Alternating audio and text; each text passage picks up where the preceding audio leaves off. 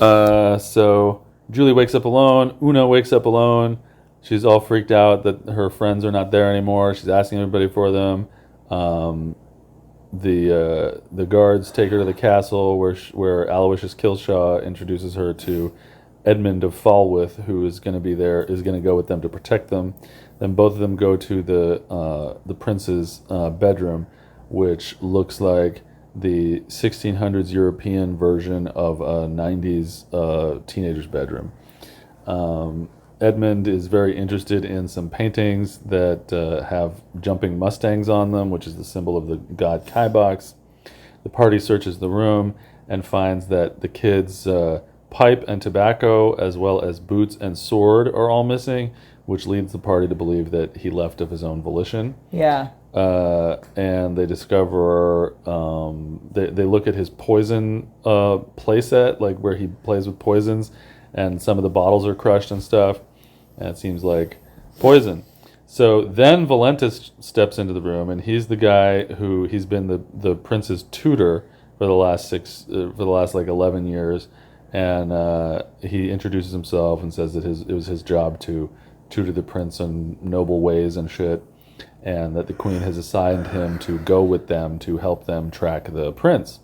And then he explains that the reason that Daphne, that's Laura's character, is missing is because the queen asked her to use her poison expertise to go ahead and track the traces of poison that the prince left behind.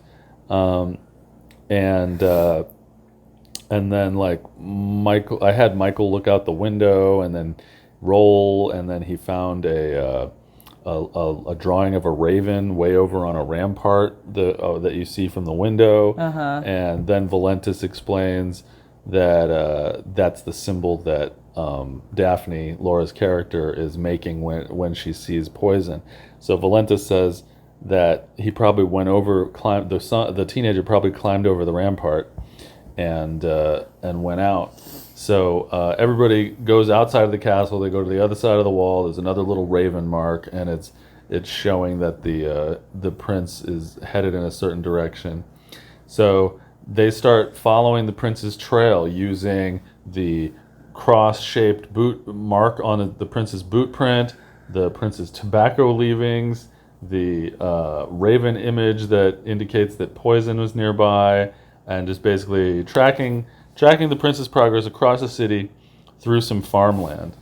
And as they're walking through the farmland, they hear some people loudly arguing. There is a farmer landlord type that's claiming that a farmer worker type snuck into his study and stole 40 gold pieces from him. Okay. And the worker type is saying, well, you didn't pay me for 2 weeks of work. So they're arguing in a crowd.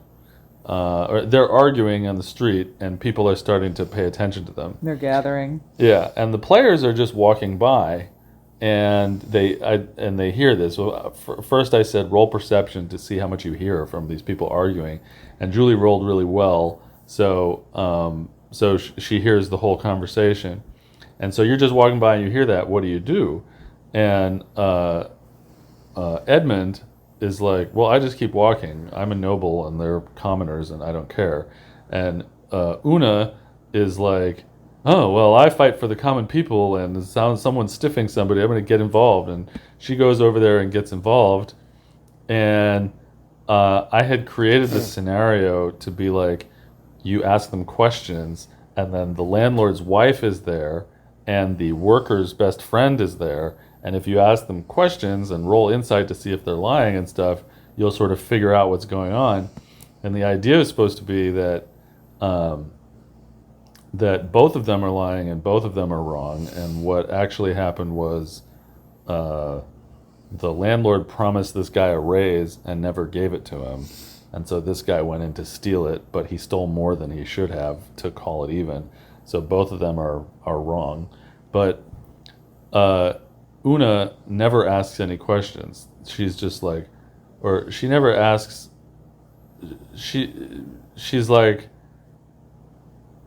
she doesn't ask any questions that make any sense to solve any sorts of like what's actually going on. Yeah. She's just like, she asks the guy like, "Do you have the money on you?" And like, and she asks the crowd. The people start to gather as these two people are yelling at each other, and a crowd starts to gather. And she shouts to the crowd like, "Hey, has this guy ever ripped any of you off before?" The landlord guy, and I say roll insight on the crowd, which is what you roll when you're trying to read their expressions.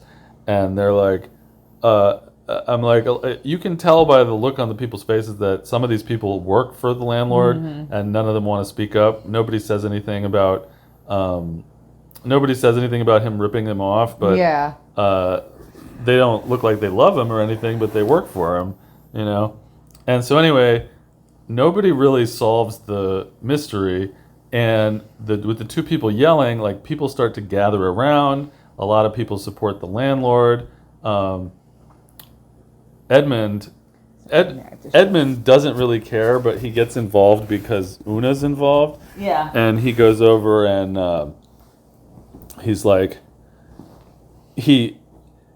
they're arguing, and he asks the worker guy, "Well, how much did you not get paid?" And the worker guy's like, 5 gold pieces is about what I need for 2 weeks of work.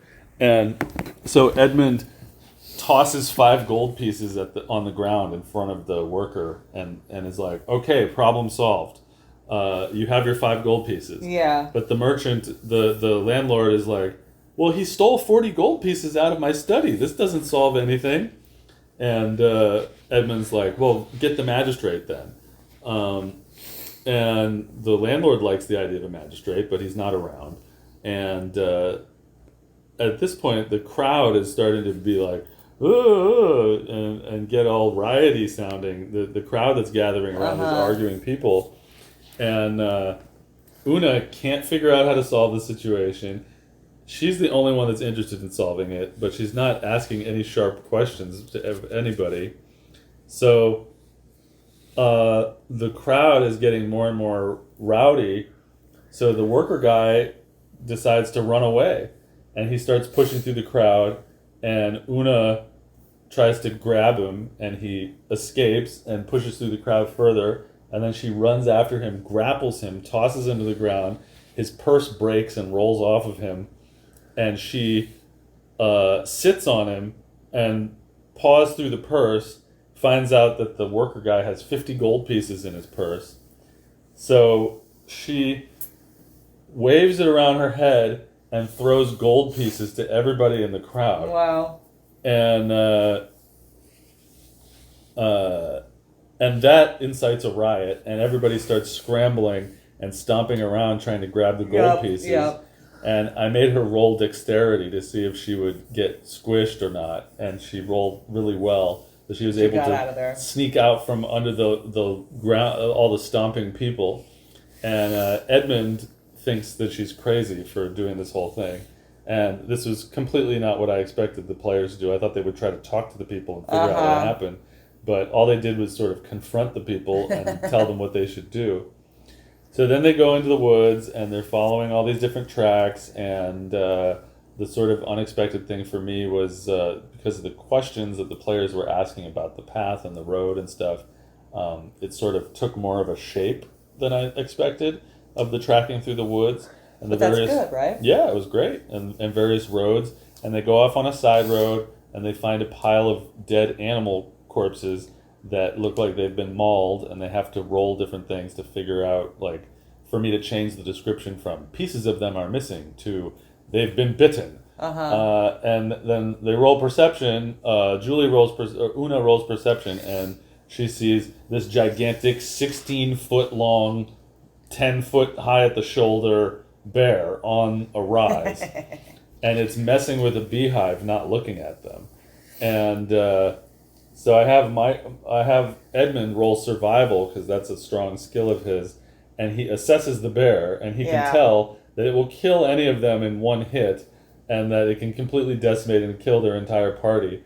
And I try to make it really, really clear that they should in no way fight the bear. And of course, Oona is just like, "Oh yeah, I'm going to stick a javelin through this bear." But Edmund's survival check reveals that it is just not a good idea. So so at that point, the bear looks up at them and starts basically galloping towards them, and then they have to roll initiative. And so various survival checks allow them to discover places that they could take cover, and they start running towards cover, and the bear starts barreling towards them, and they seem to be in relatively safe shape. Like they found their cover, they're getting towards their cover, but Valentis, that guy, he's got half of one of his feet is missing, and he uses a quarterstaff to walk, so his speed is really low. So while they're running for cover, Valentis is like limping towards cover. Yeah. And it seems like Valentis is going to get eaten by this bear. Fortunately for Oona, she managed to discover a pile of giant rocks, make it over to the pile of giant rocks, discover that she could move it with a strength check, and then before the bear got to her, move the boulder and get under the pile of rocks. But she didn't have enough time yet to put the rock back to block her. Uh-huh. Meanwhile, Edmund discovers a thicket of like garlicky smelling thick foliage plants that he can hide in. So he starts running towards that. The garlic smell can mask his human scent from the bear. Okay.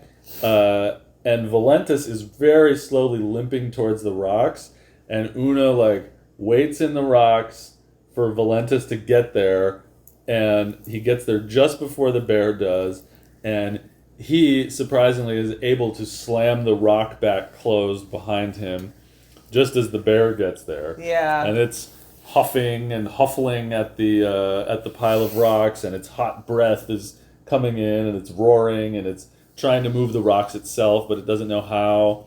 And meanwhile, Edmund hasn't made it over to the foliage yet. Yeah. And he's the only one left that the bear can see, so it starts running towards him. And if he had not made a successful roll at this moment, the bear would have gotten to him and hit him. But he made a successful stealth roll and hid in the bushes.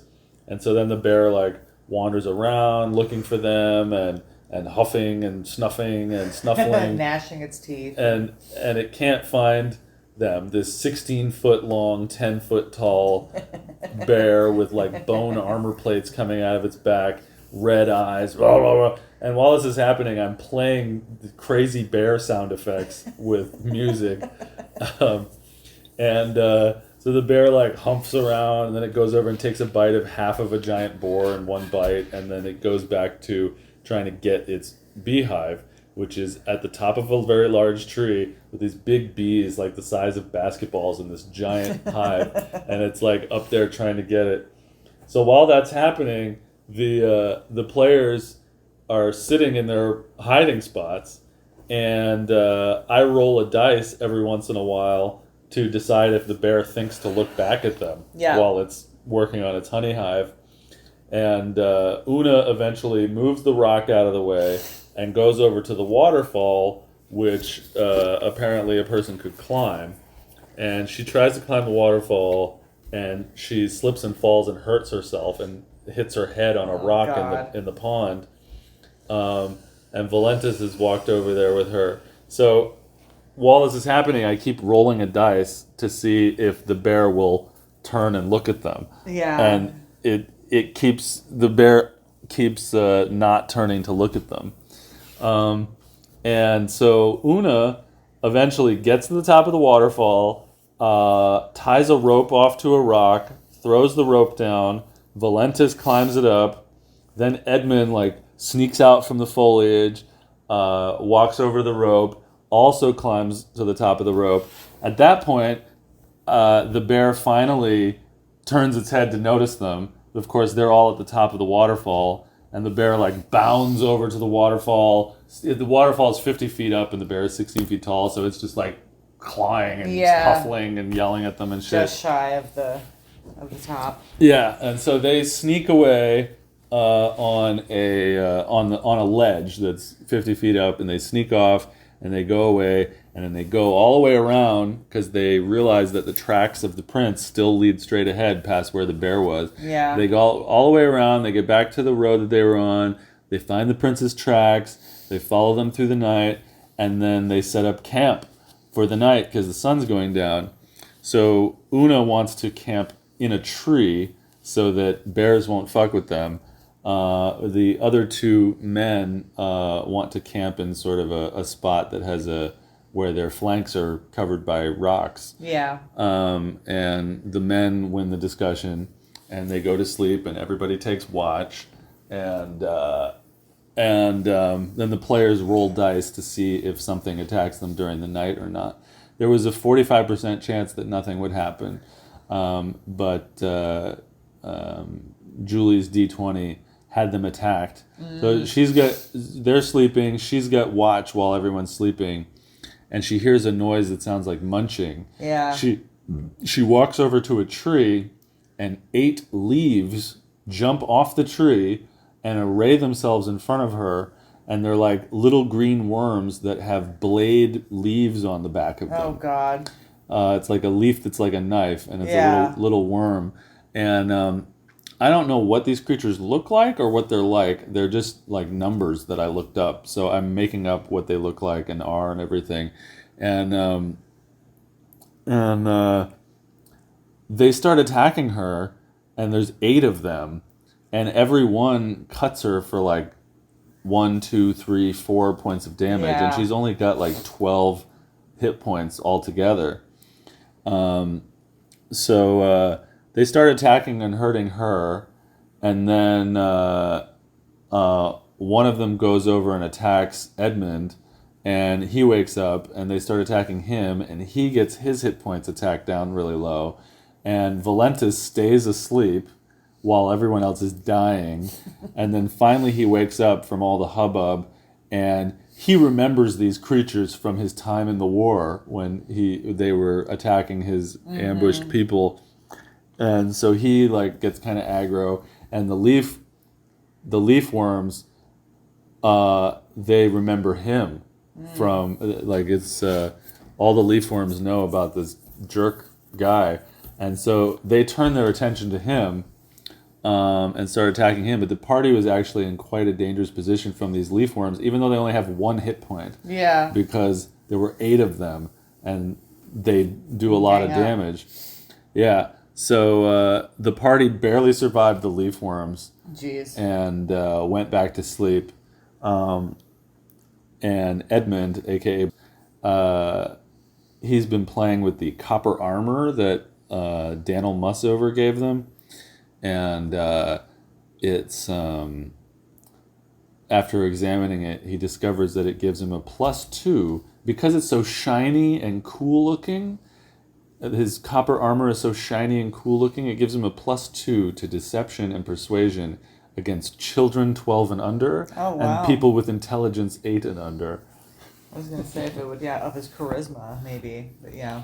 Yeah, well, those are skills based in charisma. So. Just because it's so shiny and cool, it impresses children and dumb people. And dumb people. Yeah.